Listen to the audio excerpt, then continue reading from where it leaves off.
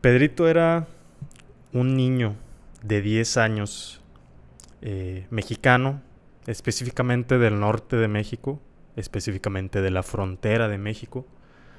Era un niño bastante curioso, ¿no? Aunque a menudo sus compañeros señalaban que pues él era negro, ya que al estar en una comunidad de mestizos, el estar tatemadito por el sol, un poco tatemado, aperlado por el sol, te puedes ganar el apodo de negro, ¿no? Entonces Pedrito pues tenía este apodo.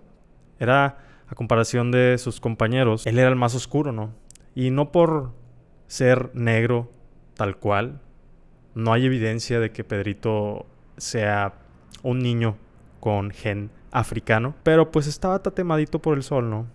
Pedrito era un niño muy curioso, le gustaba el tema de la producción musical, qué locura a los 10 años que te interesen ese tipo de temas. Le gustaban los videojuegos, específicamente Halo, lo jugaba en su computadora Windows XP. Y también le interesaba el tema de la radio.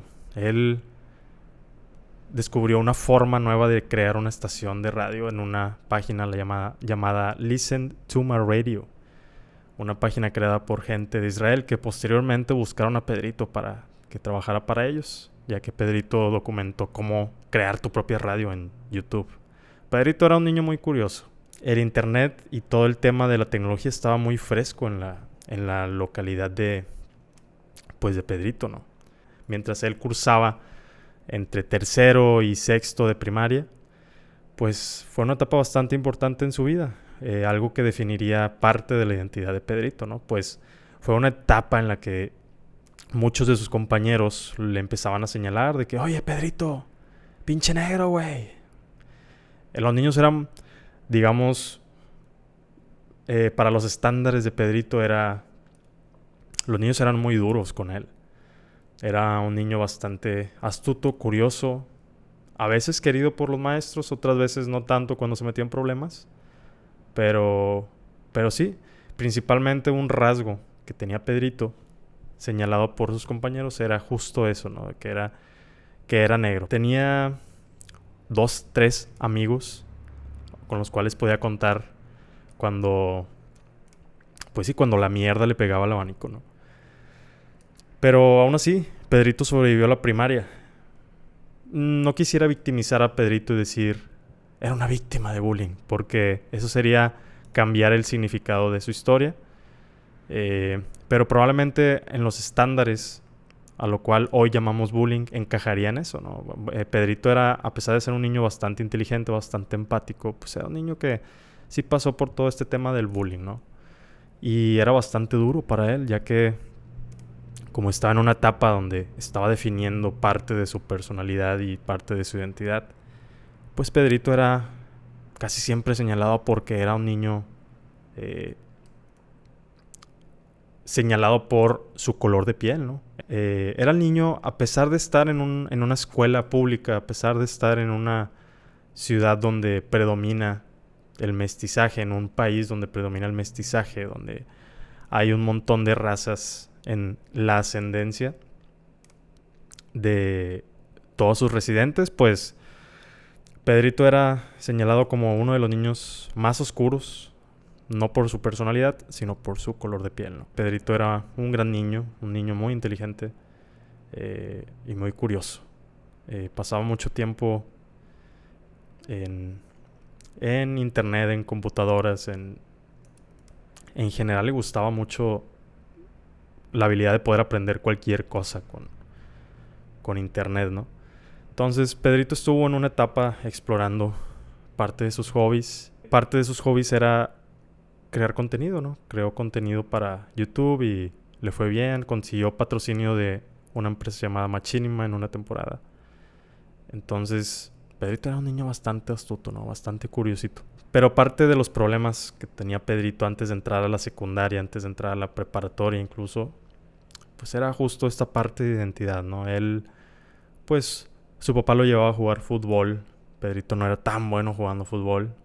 No sabía ni siquiera qué número traía en la camisa al tomar lista en los partidos. contra otras escuelas. Era un niño gordito, era un niño moreno, más que lo usual, más que los otros niños. Por lo general tenía crushes, pues sí, le gustaban las niñas blancas, ¿no? Le gustaban las niñas casi rosas, ¿no? Por alguna razón. Pero ese era el arquetipo de niña con el que quería estar Pedrito, ¿no? Pedrito pasó por muchas cosas en la primaria. Algunas incómodas, otras bonitas, otras no tanto. Parte de la experiencia por la cual pasó él en la primaria, pues fue esto, ¿no? De lidiar con comentarios sobre el color de piel. Y una vez iba saliendo de la escuela y 2 niños fueron persiguiendo a Pedrito de otro grupo. Le quitaron una botella de agua y se la aventaron y empezaron a pegarle así de que estás, pinche Pedro, pinche negro. Pedrito pues sacó de onda, ¿no? Se sacó de pedo, dijo, ¿qué pedo con estos niños? Y pues Pedrito empezó a correr de ellos, ¿no? Porque pues Pedrito no tenía estas habilidades para defenderse, ¿no? De los niños bullies. No tenía las herramientas. Y por lo general lo que le decían era, dile a la maestra, ¿no? Quéjate con el director de la escuela y ellos tienen que hacer algo al respecto. Pero desgraciadamente esto solamente empeoró las cosas para Pedrito. Pedrito salió llorando de la escuela y se sube a la camioneta y le dice a su mamá llorando, oye mamá, me acaba de pasar esto, ¿no? Pedrito estaba temblando, ¿no? Del terror que lo hicieron sentir a estos niños. Porque pues él simplemente era un niño, ¿no? No, estaba muy confundido y no sabía cómo lidiar con esas situaciones. Entonces, pues sí, su madre le dice, no, pues defiéndete, o sea, defiéndete de alguna forma, ¿no? Si ya le dijiste a los maestros, si ya le dijiste a las maestras, pues defiéndete. Entonces Pedrito empezó a cambiar un poco su mentalidad al respecto, ya que antes de esa conversación con su madre, pues no tenía alguna forma de defenderse, ¿no? Sin que hubiera repercusiones al menos.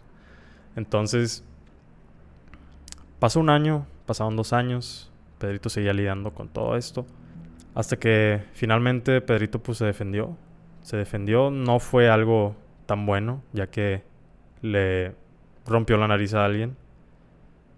Pero esa fue la última vez que lo molestaron en la primaria. Y a partir de ahí Pedrito pues empezó a hacerse una persona muy pacífica, pues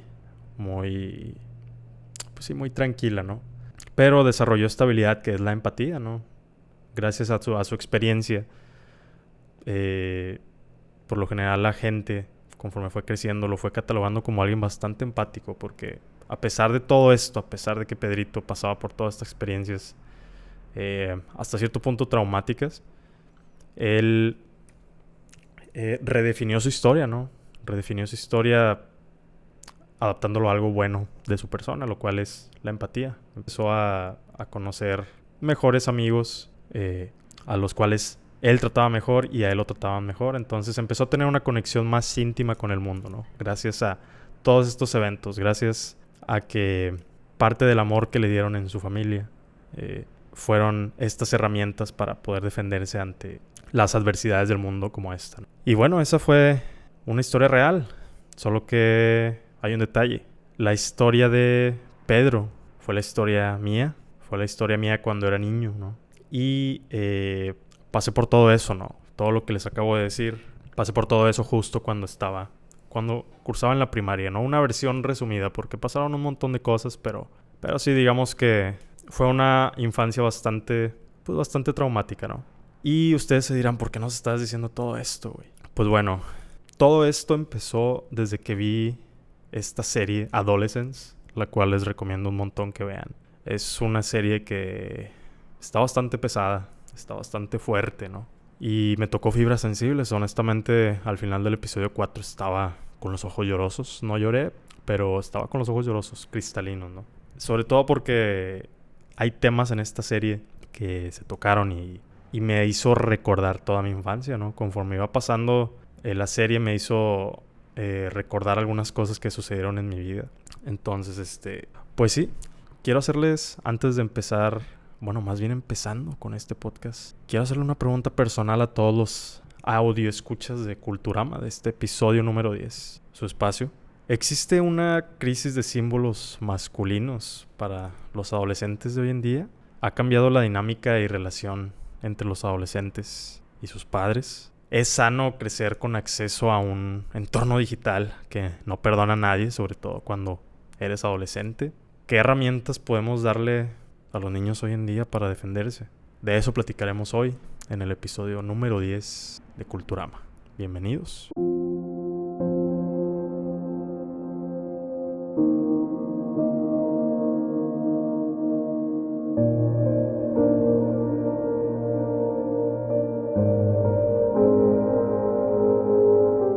Este episodio tendrá spoilers de esta miniserie llamada Adolescence, la cual sugiero, seas padre de familia, seas un hermano mayor, incluso si eres hijo único, sugiero que todos deberíamos ver esta serie, ¿no? Y bueno, vamos a hacer una pequeña recapitulación porque quiero hablar algunos temas, ¿no? Algunos temas que alguien debe abrir la conversación, si no es que ya se ha abierto hasta ahorita. Tal vez llegue tarde el tren, pero honestamente no me importa. Cada uno de los 4 episodios de la serie está narrado desde una perspectiva distinta, ¿no? En el primero trata sobre todo el arresto del niño, ¿no? Jamie se llama. Un niño de 13 años, el cual mata a una niña. Descubren evidencia de que mata a una niña. Todo el episodio trata sobre la perspectiva de él, ¿no? De cuando lo arrestan, sobre todo. En algunas escenas es, digamos, el cambio de perspectiva entre su familia, entre los detectives, entre él, entre otros personajes de la serie. Pero todo se desarrolla en un plano secuencia en el cual te hace sentir atrapado, ¿no? Y esto es muy interesante, ya que a mí me fascina cuando en una serie, en una producción hacen esto de grabar todo en una sola toma, ya que pienso que es una de las cosas más difíciles. No soy director de cine, no soy camarógrafo, pero estoy consciente de que todo el performance para que quede en una sola toma debe ser una locura.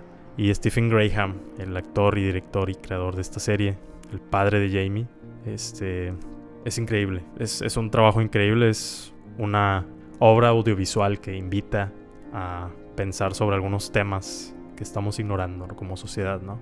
Invita a que observes al elefante de la habitación, el cual es el bullying, el cual es la enajenación como adultos con los niños, con los adolescentes, y la falta de conexión, ¿no? La falta de conexión que podemos llegar a tener con estas nuevas generaciones de ahora, ¿no? Y hablo así como muy extraño de estas nuevas generaciones. Suena como señor, pero la neta tengo 26 años. Tengo una experiencia muy limitada por el tiempo de vida que tengo, la verdad. Entonces, si eres más adulto, está bien si estás en desacuerdo con alguna de las cosas que digo en este espacio. Es más, si alguien está en desacuerdo con lo que digo, les invito a que lo escriban en la caja de comentarios, ¿no? Y bueno, en el segundo episodio vemos a través de los ojos de los detectives asignados al caso, ¿no? Estos detectives están investigando el contexto escolar del niño, ¿no? Se dirigen a la escuela, van a la escuela en la cual parece ser que son como varios grados escolares, no sé cómo funciona en Inglaterra. Y una de las cosas interesantes que sucede en este episodio es que todo sucede desde la perspectiva de el detective asignado al caso de Jamie. Y este detective es también padre de familia, ¿no? Es padre de familia de uno de los chicos que asiste a esta escuela. Entonces, en algunas escenas de los episodios vemos el contexto del hijo del detective asignado a Jamie. Y vemos cómo este niño también es víctima de bullying, ¿no? Ya que, pues bueno, el detective es negro, su hijo es negro también. Parece ser que vienen de una familia afroamericana o afroinglesa. Y pues bueno, vemos el contexto de ese niño, ¿no? Entonces vemos como que, híjole, hay un ambiente muy tenso en la escuela en el cual, a raíz del asesinato cometido por Jamie hacia la niña, que era mayor que él, vemos cómo hay mucha histeria, ¿no? Por parte de los adolescentes que salen en este episodio que pertenecen a la escuela, ¿no? Entonces suceden varias cosas en el episodio, pero bueno, todo se desarrolla desde la perspectiva del detective. Les menciono que es padre de familia, ya que, se topa con su hijo y en algunas escenas con su colega, con su compañera, él admite que no tiene una conversación honesta o algo así con su hijo, ¿no? Desde hace un tiempo, ¿no? O como que él siente que tiene como esta dificultad como para conectar con su hijo. Y al final del episodio vemos cómo él intenta, ¿no? Después de ver todo el contexto de cómo está la escuela, después de ver todo este tema de lo tenso que están los niños, los adolescentes, los de múltiples generaciones en esa escuela, él tiene un ejercicio de reflexión consigo mismo y decide hablar con su hijo. Su hijo lo busca, de hecho, se lo topa y le dice, oye, papá, esto está pasando, ¿no? Te veo muy perdido. Pero en el caso de Jamie, parte de las cosas de las primeras interacciones que tiene el hijo con el detective en este episodio es esa, ¿no? Que le dice, oye, papá, Jamie estuvo pasando por esto en Instagram, ¿no? Y le enseña a su padre como lo que parece ser un post de Instagram en la cual la chica a la cual mató Jamie lo estaba molestando, ¿no? Con que era alguien que era un incel, era un red pillar, me parece que le dice. Y el detective estaba pues sacado de onda, ¿no? De que no sabía qué quería decir como este tema del red pill, este tema de la manósfera. Y ya el hijo le dice, oye, papá, estás muy confundido. Pero pues bueno, lo que hace el hijo es como ponerlo en contexto, ¿no? En el contexto en el cual están todos los adolescentes ahí.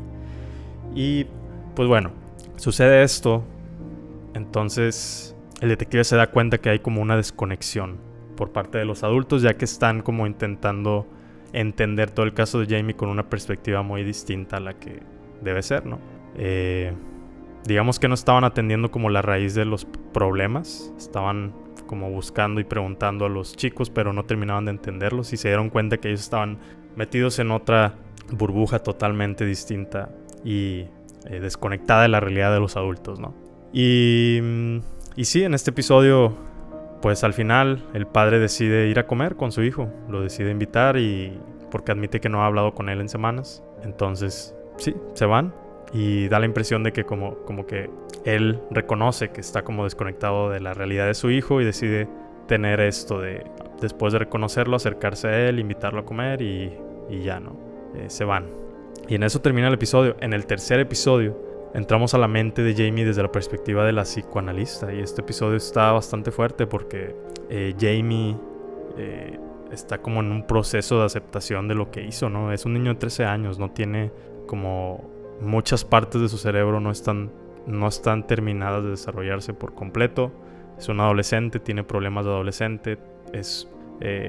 Jamie es un niño que tiene como problemas para adaptarse a las comunidades de estudiantes en su entorno, a los grupos de amigos. Tiene 2 amigos, pero digamos que también tenían estos mismos problemas, ¿no? Que estaban como aislados de los demás grupos. Y en este episodio, pues sí, vemos todos de la perspectiva de la psicoanalista.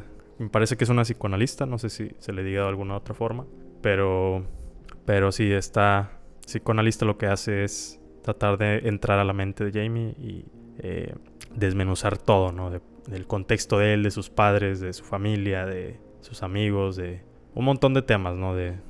Empieza a hablar como de este tema incómodo para Jamie, que es como de su sexualidad y de si está consciente de lo que hizo. Y son muchas cosas que están bastante fuertes, ¿no? Y por último, vemos en el cuarto y último episodio, vemos todo a través de los ojos de la familia de Jamie. Quiero mencionar que también cada episodio está como en una etapa distinta, como que cada ciertos meses después de que sucede lo de Jamie. Este último son 13 meses después del evento del asesinato. Entonces vemos todo desde la perspectiva del padre de Jamie sobre todo y de su familia, ¿no? También vemos su contexto 13 meses después, justo en el cumpleaños de su padre. Y vemos cómo pues ellos están lidiando como con las consecuencias sociales y sobre todo emocionales de los actos de Jamie, ¿no? Vemos cómo van procesando todo esto de una forma bastante cruda.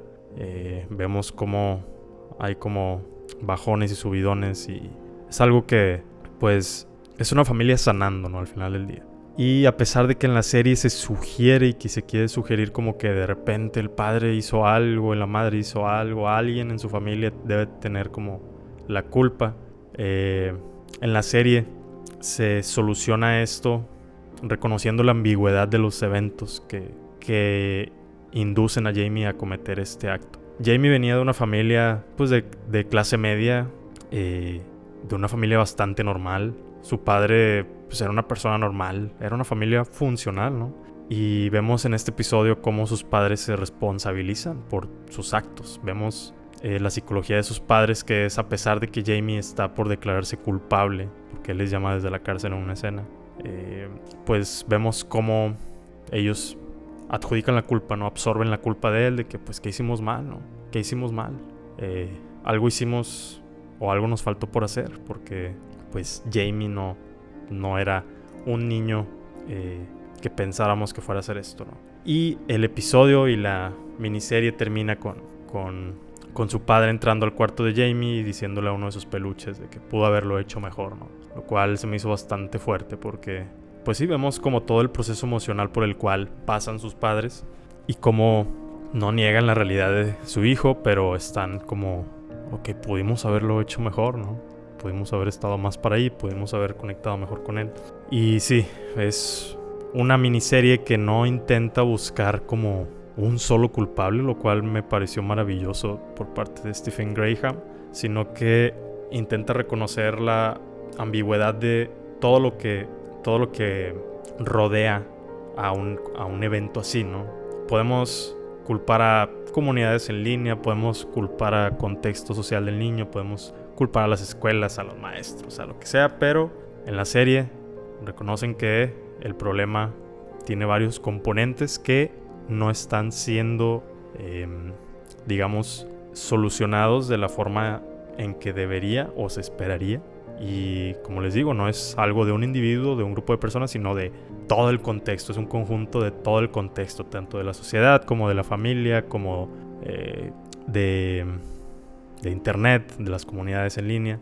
Entonces muestra este lado gris que es de bueno. ¿Qué está pasando en la sociedad? ¿Por qué hay niños haciendo esto? ¿Cómo es que un niño de repente decide que va a matar a alguien? ¿Cómo es que un niño llega a esta decisión, ¿no? Y sí, es una serie bastante pesada, es una serie bastante... me dejó pensando mucho.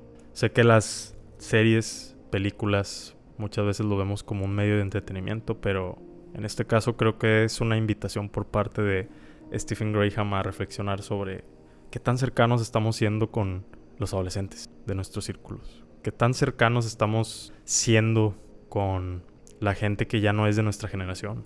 No estamos conectando con ellos lo suficiente, tal vez. Creemos que los conocemos, pero tal vez están pasando por algo y no lo sabemos, ¿no? Y sí, es algo que yo pienso que la serie pues hace bastante bien. Es un tema muy sensible, ¿no? Parte de las cosas en las cuales se hablan en la serie es que existe esta comunidad en internet llamada, o no llamada, más bien como, ¿cómo decirlo? Es esta comunidad de el incelismo, ¿no? O todo este tema de el red pill. Y sí, voy a hacer una pequeña pausa porque está bastante oscuro aquí. Y pues bueno, está este tema del incelismo. Es un tema bastante fuerte. Un tema que yo pienso que pues no se habla lo suficiente. Es el elefante en la habitación, la cual es el producto de varios problemas sociales, ¿no? Sobre todo relacionados como a la masculinidad moderna y la falta de roles y modelos a seguir por parte de las nuevas generaciones. Y la serie lo retrata, yo pienso que bastante bien en la cuestión de la peor consecuencia y el peor escenario, ¿no? Y bueno, para quienes ven este podcast y no están como muy familiarizados con este término, yo la verdad me tomé la tarea de investigar sobre todo este tema. Y bueno, estos términos, incelismo, comunidad de red pill, la manósfera, ¿no?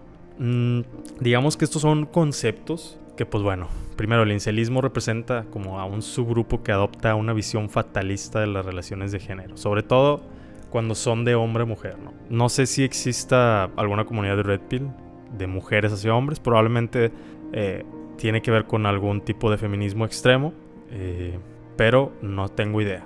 En este contexto, el incelismo va más bien como de esta comunidad que va de hombres a mujeres, ¿no? Sobre todo en las relaciones que hay de género. Y bueno, el red pill es una ideología que muchos en la, entre comillas, manósfera adoptan para justificar sus creencias antifeministas, ¿no?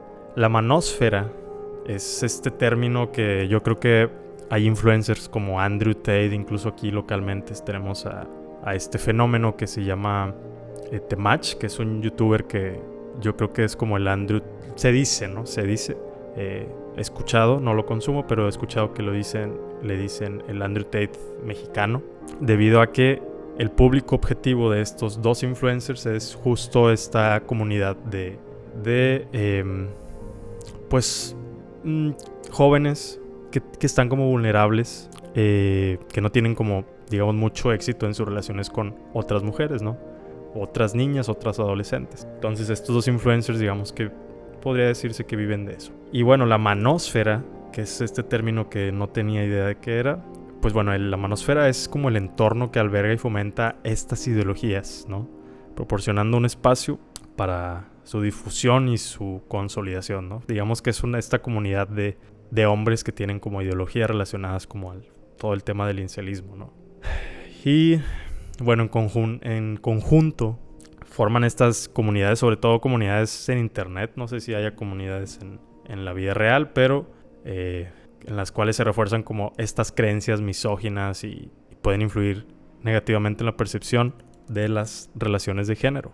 Especialmente, les digo, como el público objetivo de este tipo de influencers, pues bueno, son jóvenes vulnerables que no tienen mucho éxito, ¿no? con otras mujeres. Y bueno, este es un tema el cual ya había escuchado por amigos, pero honestamente no he indagado tanto en ese tipo de comunidades, porque a lo largo de mi vida creo que nunca me topé con algo así, ¿no? Afortunadamente. Pero he escuchado de otra gente que existen estas comunidades, ¿no? Y bueno, menciono como la realidad de esto y como el enfoque de cada comunidad, porque aunque la serie de Adolescence sucede y está ambientada en Inglaterra, hay algo que está sucediendo no solo allá. Esto retrata un problema generacional a nivel mundial y hay evidencia de esto, ¿no? Porque en México, al menos hasta ahorita, me parece que hay 3 casos contemporáneos, ya que el primero fue en 2017, o al menos relacionados como a este tema de comunidades en línea que refuerzan este tipo de comportamientos, porque la gente que, bueno, los audioescuchas que son de México, no sé si recuerdan lo que pasó en 2017 en Monterrey. En Monterrey estaba este niño de 15 años llamado Federico Guevara. Federico tenía 15 años. Disparó contra su profesora y compañeros en un aula. Hirió a 3 personas y se suicidó. Y este fue como el primer tiroteo escolar registrado en México, ¿no? Porque antes en México no había antecedentes de algo así. Entonces, en 2017 en Monterrey pasó esto. Y posteriormente salió a la luz pública de que Federico padecía depresión y pues sí había mostrado señales de ideación suicida. No sé si esto se puede decir aquí, pero se debe decir tal cual es. Y pues sí, ¿no? El contexto de Federico era ¿no? Tenía claramente una enfermedad mental, probablemente batallaba para relacionarse con su entorno y esto resultó como no quisiera decir como que gracias a eso Federico cometió esto, pero hay que recordar que Federico estaba viviendo en un entorno el cual nadie de nosotros vamos a saber nunca, ¿no? Solamente sabemos lo que salió a la luz pública y bueno, lo que se sabe es que Federico tenía depresión y recuerdo que también se dice, esto no sé si sea de alguna fuente oficial o no, pero es lo que recuerdo, así que no me hagan tanto caso, pero se dice que también Federico pertenecía a ciertas comunidades en línea que reforzaron como este comportamiento antisocial, ¿no? Probablemente muchos de ustedes se acuerdan de estas comunidades de Legión Hulk o seguidores de la grasa, ¿no? No sé si sigan existiendo, pero esto recuerdo que eran comunidades muy extrañas de internet que no recuerdo que hayan sido como tan productivas en lo que hacían.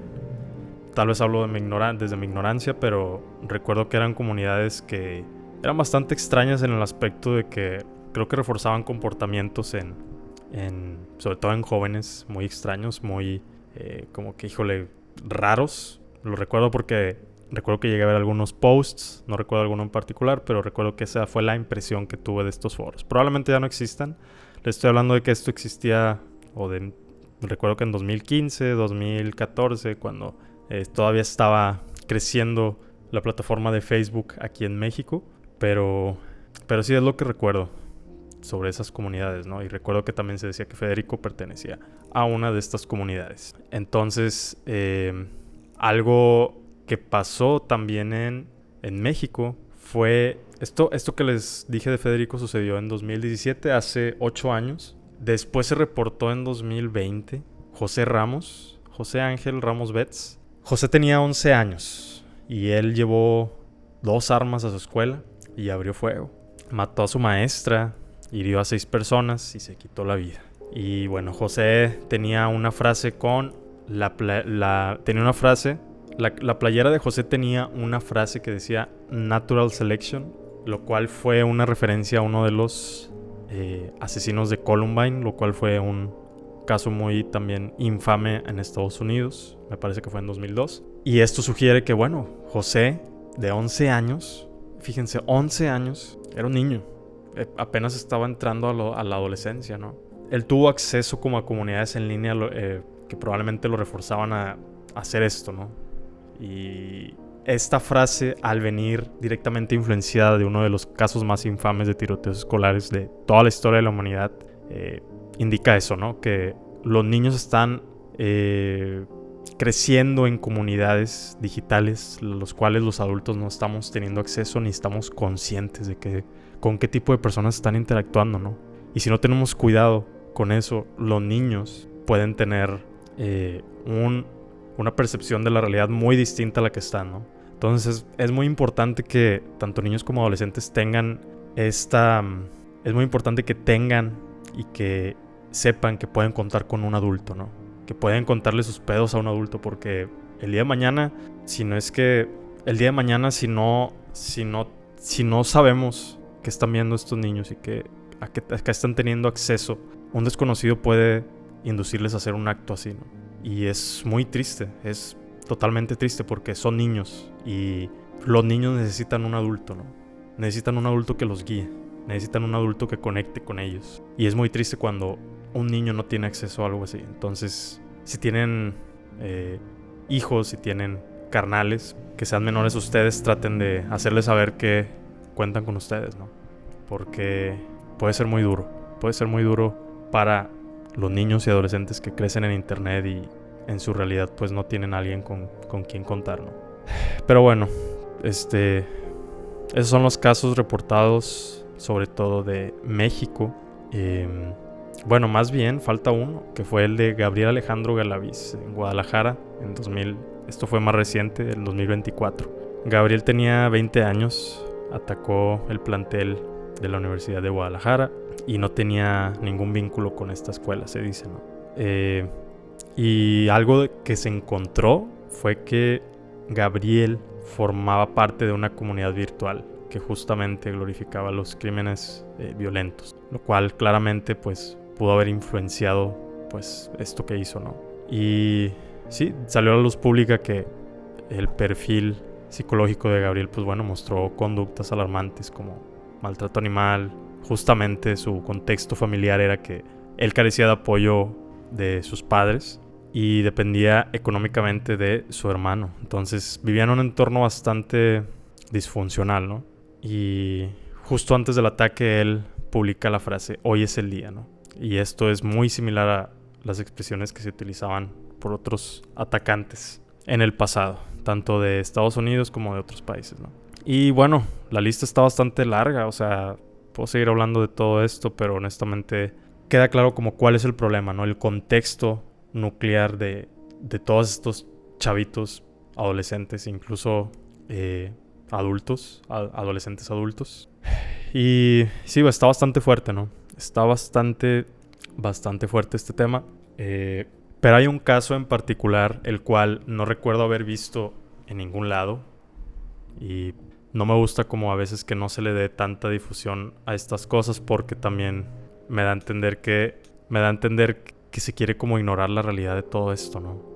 Al menos yo no recuerdo haber visto esta noticia, pero esto sucedió en 2023 y fue el caso de Norma Elizabeth. Norma Elizabeth estaba en secundaria y a Norma la mató una compañera.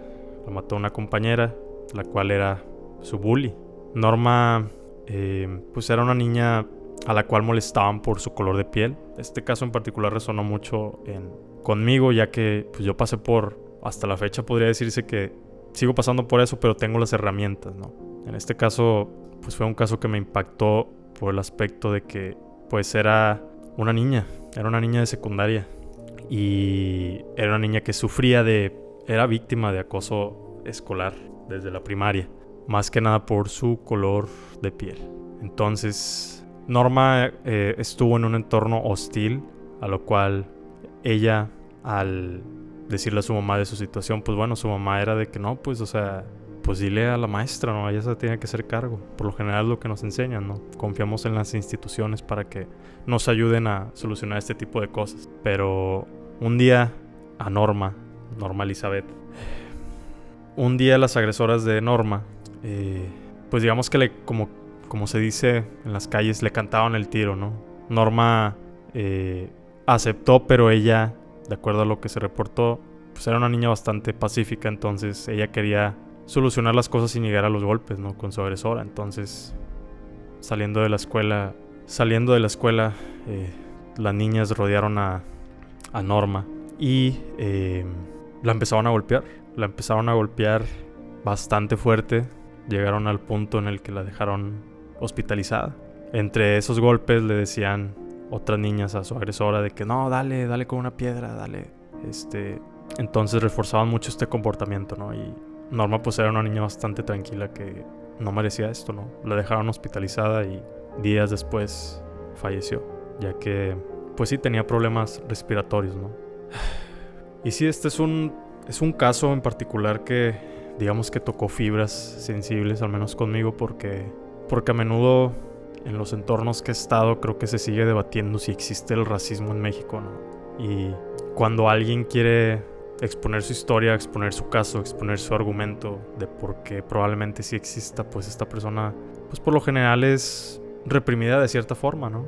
Y sí, es algo bastante fuerte, bastante complejo y sí, simplemente quería exponer estos casos, ¿no? Que yo creo que es suficiente evidencia para demostrar que estamos en un contexto social disfuncional el cual no reconoce, al menos aquí en México, la diversidad de razas. No reconoce que todos somos mestizos, que venimos de distintos lugares y eso muchas veces puede llevarnos a lugares y problemas de identidad muy pesados como todos estos que estamos platicando ahora, ¿no? Y sí, en los primeros casos, sobre todo de los que mataron a alguien, de los asesinos, muchos de estos jóvenes tenían características comunes. Estas características eran cosas como tenían experiencias de discriminación, eran víctimas de bullying, estaban muy aislados socialmente, no tenían como, digamos, un grupo de amigos de amistades recurrentes, entonces se refugiaban como en todas estas comunidades de internet, de 4chan, Reddit y algunos foros específicos, sobre todo en pandemia, que fue una temporada muy fea para todos y en la cual pues muchos chavos se refugiaban como en comunidades no virtuales. Y sí, quiero decirles nada más una última cosa y no esperemos a que suceda una tragedia para actuar, no esperemos a que suceda algo trágico en nuestro entorno para finalmente actuar y acercarnos a las personas más jóvenes que nosotros, ¿no? Si tienes hermanos, si tienes hijos, si eres padre de familia y no sabes cómo conectar con tus hijos, sigue intentándolo. Estoy seguro que a veces simplemente es invertir tiempo, es pasar tiempo de calidad, es hacer actividades, no tienen que ser actividades caras, ¿no? Y a veces simplemente hablar, sentarse en una mesa a platicar sobre cualquier cosa, pues puede ser bastante productivo. Y sí, nunca sabes cuándo ellos van a necesitar la ayuda de algún adulto, ¿no? Sobre todo ahora que estamos más tiempo en un entorno digital más que en la realidad. más de un tercio de nuestro tiempo estamos en internet. Entonces es importante hacerles saber a todos estos adolescentes y niños que no están solos y que su realidad puede ser buena también. No tienen que acudir siempre a internet a buscar como asesoría de gente desconocida, ¿no? Que vive otras realidades. Sí, la adolescencia puede ser dura para muchos, pero también puede ser peor para otros muchos y muchas, ¿no? Entonces, sí, sean empáticos en internet. Sé que había dicho en algún episodio que no quería imponer nada, pero en este caso sí quiero imponer algo y simplemente sean empáticos en internet. No saben con quién están hablando, no saben por los problemas por los cuales está pasando la otra persona. Entonces, sé que eso aplica para la vida real también, pero a veces en internet se puede perder el tema de la sensibilidad, ¿no? Muy fácil porque no estamos viendo directamente a la otra persona. Entonces, tengan mucho cuidado con cómo interactúan con la gente de internet. Y nada, este fue el episodio número 10 de Culturama. Espero que les haya hecho reflexionar sobre algo. Y si no, está bien. Si tienen alguna opinión contraria a todo lo que dije en este podcast, por favor déjenlo en la caja de comentarios. Voy a leerlos todos. No olviden dejar un like y suscribirse si les gusta este tipo de contenido. Les ha hablado Carlos Nava.